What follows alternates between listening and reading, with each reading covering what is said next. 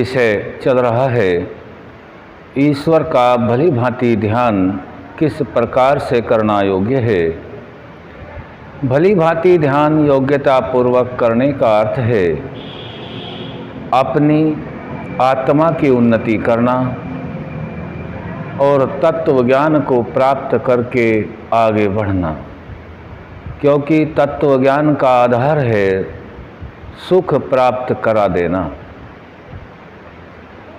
सुख की प्राप्ति होना वहीं से हो सकती है जहाँ केवल सुख ही सुख हो, जो सुख स्वरूप हो, और वह जो मंत्र में हम बोलते हैं ओम भूर्भुवः स्वः, वह परमात्मा ही केवल पूरे ब्रह्मांड के अंदर सुख स्वरूप है।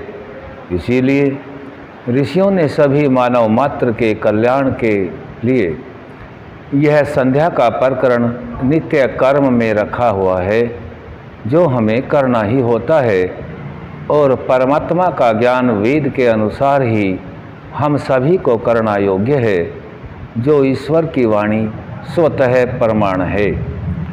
और इस प्रमाण का ज्ञान का साक्षात्कार किए हुए ज्ञान का हमें ऋषियों के दिए व्याख्यानों से अनुमान के आधार पर, शब्द प्रमाण के आधार पर ज्ञात हो जाता है।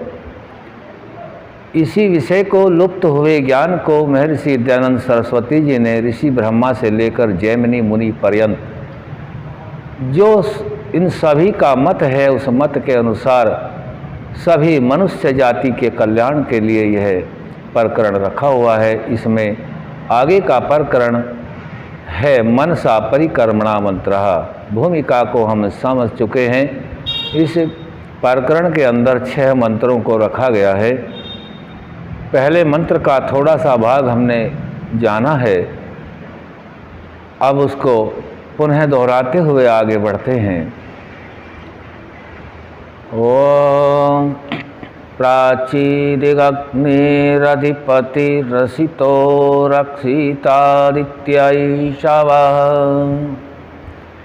तेभ्यो नमोऽधिपतिभ्यो नमो रक्षितृभ्यो नम ईशोभ्यो नम एभ्यो अस्तु यो युष्मान् द्वेष्टियं वयं द्विषमस्तं वोजं वेदद्मः। ओम परम पिता परमात्मा का मुख्य नाम है, जो सभी के लिए न्यायकारी है, दयालु, अजन्मा, अनंत आदि सर्व गुणों से सुभूषित है। वह परमात्मा है जो सभी आत्माओं के सामर्थ्य को जान करके आत्मा के सामर्थ्य अनुसार ही शरीर, मन, बुद्धि आदि सभी पदार्थों को देता है। देने वाला वही परमात्मा है, जिनको आत्मा परमात्मा की न्याय व्यवस्था से प्राप्त करता है। जो आत्मा प्राप्त हुए सामान साधन को अपना सभी कुछ अधिकार स्वार्थ मान के प्रयोग करता है, वह पूर्ण सुख को प्राप्त नहीं होता।